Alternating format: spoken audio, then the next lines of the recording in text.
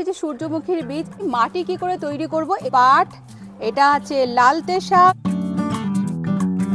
High, আমি শর্মিষ্ঠা, চলে এসেছি নতুন আরেকটা ভিডিও নিয়ে। তো সেদিন দেখিয়েছিলাম যে গরমে আমরা কি কি সবজি লাগাচ্ছি, তার মধ্যে কিন্তু দুটো সবজি উঠতে শুরু করেছে। এই যে দেখো ঢ্যাঁড়সের গাছগুলো সব উঠতে শুরু করেছে। এই দেখো ওগুলোর চারা এখনো বেরোয়নি, তবে এটা থেকেও মনে হচ্ছে একটা চারা বেরোচ্ছে। যাই হোক, তো আজকে আমি নিয়ে চলে এসেছি আরও কিছু বীজ। আমি নিয়ে চলে এসেছি সূর্যমুখীর বীজ। এটা ছোট জাতের সূর্যমুখী, মানে হচ্ছে ছোট ছোট ফুল ফোটে সেই সূর্যমুখীগুলো।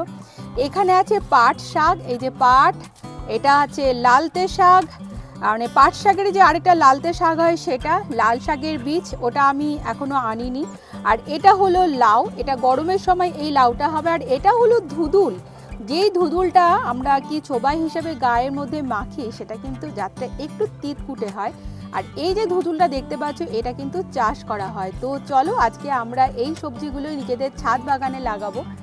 আমি তো কিছুটা মাঠে চাষ করে এসেছি, যাদের একটু আধটু জায়গা আছে তারা মাঠেও চাষ করতে পারো, আর যাদের জায়গা নেই তারা কিন্তু এরকম ছোট ছোট গ্রো ব্যাগে ছাদ বাগানে কিন্তু ভীষণ ভালো এই সবজিগুলো চাষ হয়। আমি পালং লাগিয়েছিলাম, পালং শাক সব খাওয়া শেষ হয়ে গেল, প্রচুর পালং শাক হয়েছিল, কিন্তু তোমাদেরকে আমি দেখিয়েওছিলাম।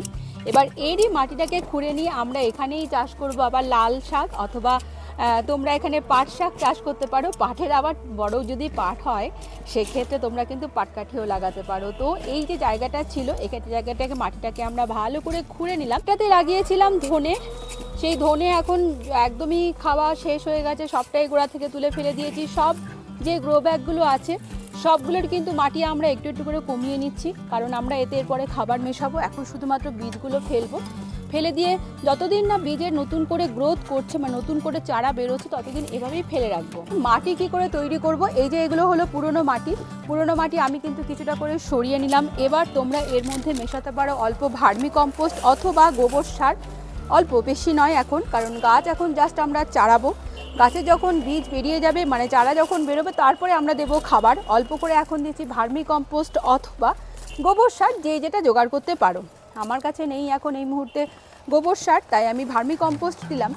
এবার আমরা এর মধ্যে মেশাবো নিম খোল, কারণ মাটির যে সমস্ত ছত্রাকগুলো থাকে সেই ছত্রাকের ছত্রাক আক্রমণ নষ্ট করে। তো অল্প পরিমাণে দিয়ে দিলাম নিম খোল। এভাবেই তোমরা মাটি তৈরি করবে। আরেকটা জিনিস যেটা করব, রান্নাঘরের হলুদকে সবসময় মাটির সঙ্গে মিশিয়ে নেব। যদি যাদের ঘরে হলুদ তো সবার ঘরেই থাকে, অনেকে এখানে এর বদলে সাপকেও মেশাতে পারো। হলুদ কিন্তু ভীষণ ভালো অ্যান্টিফাঙ্গাল, তাই হলুদকে মাটি শোধন করবার জন্য হলুদ কিন্তু ভীষণই ভালো জিনিস। তো তোমরা এরকম করে মাটিতে হলুদ, নিমখোল, ভার্মি কম্পোস্ট অথবা গোবর সার মিশিয়ে নেবে। এভাবে তোমরা মাটিকে তৈরি করতে পারো। এরপর শুধু আমরা এতে জাস্ট বীজগুলো এখন বসিয়ে দিলেই যথেষ্ট। এরপরে আস্তে আস্তে আমরা দেব জল কিন্তু এতটাই জল দেবো না যে ভেসে যেন না যায়।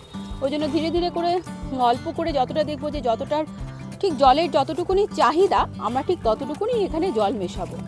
তো এটার মধ্যে ফেলছি পাটের বীজ, কারণ পাট শাক তৈরি করবো আর খাবো। পাটের বীজ ফেলা এমন কোনো কঠিন কাজ নয়, জাস্ট এভাবে করে নিয়ে হাতে করে চাড়িয়ে দিলেই যথেষ্ট। এই যে হলো পাটের বীজ, এটাতে ফেলবো লালতে শাকের বীজ, আর ওটাকে রেডি করে রাখলাম। এটাকে নিয়ে এসে ফেলবো লাল শাকের বীজ। লাল শাকের বীজও কিন্তু খুব ভালো এখন তৈরি হবে। তো তোমরা এখন লাল শাকের বীজকেও লাগাতে পারো। লাল শাকের বীজ তো সারা বছরই কম বেশি গাছে হয়। ফেলা সিস্টেম তেমন কোনো কঠিন নয়, জাস্ট এভাবে নিয়ে এভাবে ছড়িয়ে দাও, হাতে করে একটুখানি কেমন করে ঢেকে দাও, বাস কমপ্লিট হয়ে গেল। আমরা এখানে সূর্যমুখীর বীজ নিয়ে এসেছি। তোমাদের যে কথাটা আমার বলা হয়নি, যখনই কোনো বীজকে তোমরা ভেজাবে, সবসময়তে বীজকে একদিন রোদে রেখে দেবে, মানে মোটামুটি 1 ঘন্টা মতন বীজকে কিন্তু রোদ খাওয়াতে হবে। 1 ঘন্টা মতন বীজকে রোদ খাওয়ানোর পরে যে বীজগুলো ভেজাতে হয়, যে দোকান থেকে বীজ কিনবে তাদের কাছ থেকে জেনে নেবে যে বীজ কোনটা ভেজাতে হয় কোনটা ভেজাতে হয় না। 1 রাত্রি মতন ওভারনাইট ভিজিয়ে রাখবে। তারপরে এরকম ফাঙ্গিসাইডে জলে একটুখানি বীজকে সবসময় শোধন করে নিতে হয়, তাহলে বীজের যে সমস্ত জীবাণুগুলো থাকে সেই জীবাণুগুলো কিন্তু বেরিয়ে যায়। এটা কিন্তু অবশ্য করেই করবে। এবং প্রত্যেক কটা বীজ, যতগুলো বীজ, এগুলো তো ধরো শাকের বীজ লাগিয়েছি, আমি এখানে দেবো ফাঙ্গিসাইডের জল। আর যে ধরনের বীজগুলো এইভাবে লাগাবো সেগুলো কিন্তু আমরা সবসময় ফাঙ্গিসাইডের জলেই ভিজিয়ে নেব। তো এরকম ছোট ছোট গ্রো ব্যাগে আমরা লাগাবো সূর্যমুখীর বীজ। এই দেখো 1 রাত্রি ভেজানোর ফলে সূর্যমুখীর মাথা কিন্তু অলরেডি ফাটতে শুরু করেছে। এই দেখো খুব তাড়াতাড়ি কিন্তু জাস্ট লাগালেই বীজগুলো চট করে চারা বেরিয়ে যাবে। খুব ভালো জাতের বীজ। আমি একটা করে গ্রো ব্যাগে 2টো করে লাগাচ্ছি। যদি একটা না হয় তাহলে আরেকটা যেন বাঁচে, আর যেটা হেলদি হবে সেটাকে রাখবো, আর যেটা একটু কমজোরি হবে সেটাকে তুলে ফেলে দেবো। মাটি কিন্তু হবে সেম, সবজির মাটি আমরা যেভাবে তৈরি করলাম, ফুলের মাটি আমরা সেই একইভাবে তৈরি করব।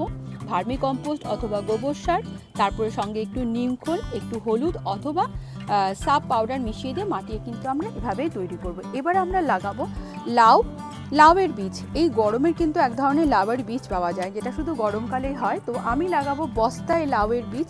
তোমাদেরকে আমি একটু দেখিয়ে দিই যে বস্তায় কী করে লাউয়ের বীজ লাগানো যায়। তোমরা মানে বড় বস্তা আমরা কি করে ভরবো, তা আমি একটা বেশ বড় সড়ো বস্তা নিয়েছি, কারণ লাউয়ের মাটিটা একটু বেশি হলে কি হয়, লাউয়ের গ্রোথটা ভালো হবে।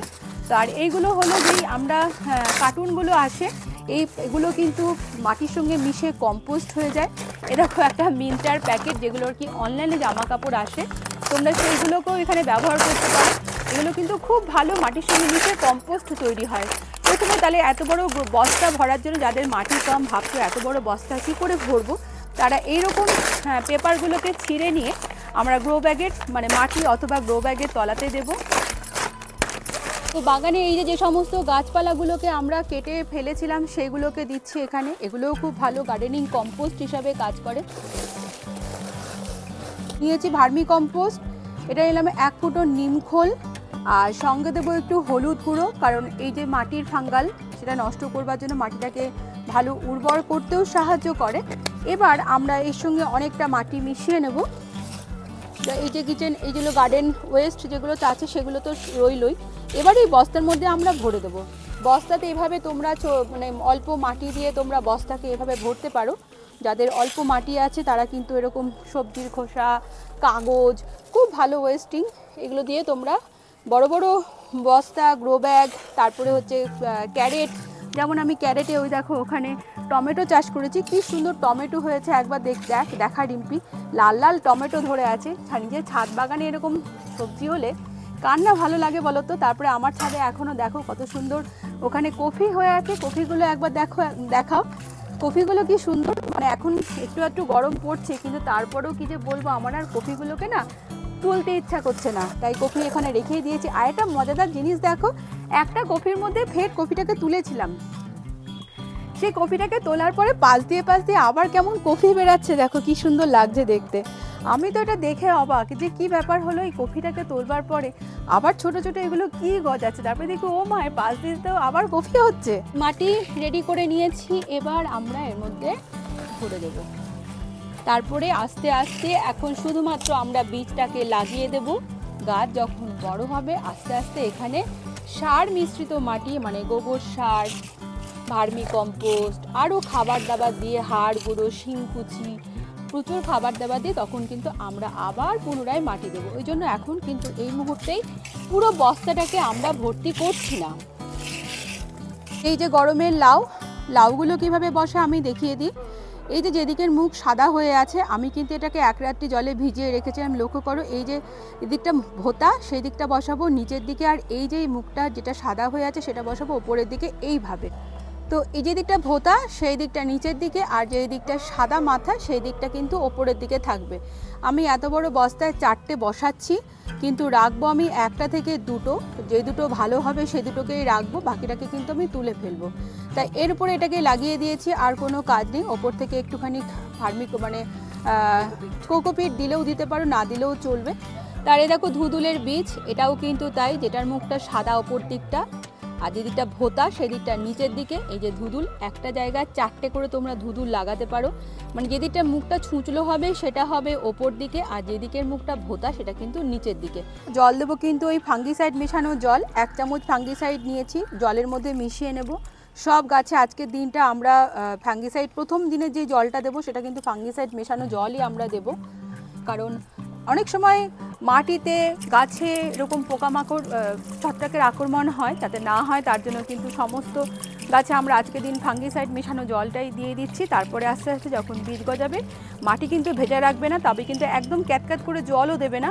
যখনই বুঝবে যে মাটির জলের প্রয়োজন আছে তখনই কিন্তু জল দেবে। আর গাছ কিন্তু এখন সব চারাগুলো এভাবে রোদেই পড়ে থাকবে, কারণ এদেরকে ছামায় রাখার এখন দরকার নেই, কারণ যারা মাঠে চাষ করে তাদের গাছ কিন্তু দিনের পর দিন এভাবে রোদেই পড়ে থাকে। ভিডিওটা আমি এখানেই শেষ করব।